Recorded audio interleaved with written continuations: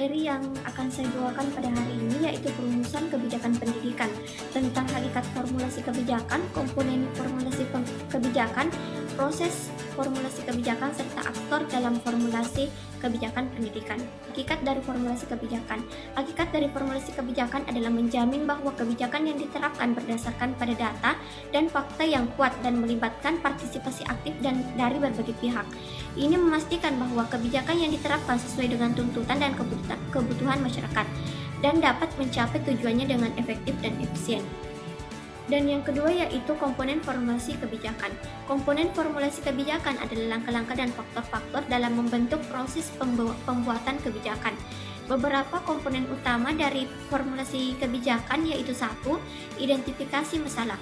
Langkah pertama dalam formulasi kebijakan adalah mengidentifikasi masalah atau isu yang akan ditangani oleh kebijakan.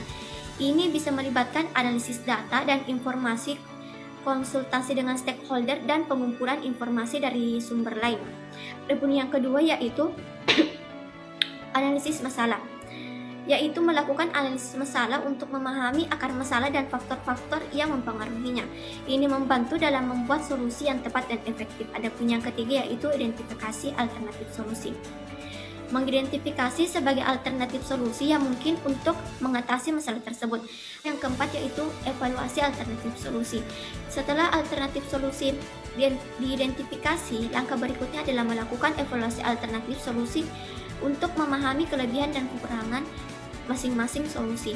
Dan yang kelima yaitu pemilihan solusi terbaik. Setelah evaluasi alternatif solusi, langkah terakhir adalah memilih solusi yang terbaik yang akan menjadi dasar dari kebijakan yang akan diterapkan. Keenam, partisipasi stakeholder.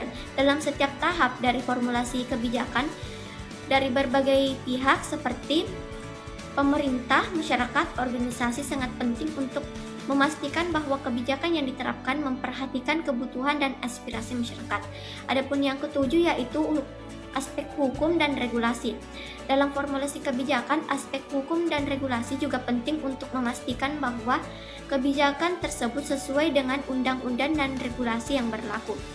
Komponen-komponen ini membentuk kerangka dasar bagi proses formulasi kebijakan, memastikan bahwa kebijakan yang diterapkan sesuai dengan data dan fakta dan diterima oleh masyarakat.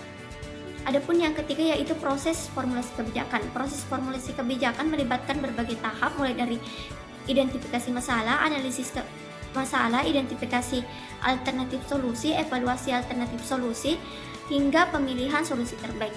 Dalam proses ini, faktor-faktor seperti aspek hukum, budaya, sosial, ekonomi, dan politik harus diperhitungkan untuk memastikan bahwa kebijakan yang diterapkan alternatif dan diterima oleh masyarakat. Adapun yang keempat yaitu pelaku formulasi kebijakan pendidikan. Pelaku formulasi kebijakan pendidikan adalah pihak-pihak yang terlibat dalam proses pembuatan kebijakan pendidikan. Beberapa pelaku utama dalam formulasi kebijakan pendidikan yaitu 1. Pemerintah. Pemerintah memainkan peran penting dalam formulasi kebijakan yang melibatkan beberapa departemen dan agensi pemerintah seperti Departemen Pendidikan atau Kementerian Pendidikan yang memiliki tanggung jawab untuk membuat dan menetapkan kebijakan pendidikan. Adapun yang kedua yaitu parlemen. Parlemen juga berperan penting dalam formulasi kebijakan pendidikan. Mereka memiliki tanggung jawab untuk memeriksa dan menyetujui kebijakan pendidikan yang dikemukakan oleh pemerintah. Adapun yang ketiga yaitu lembaga pendidikan.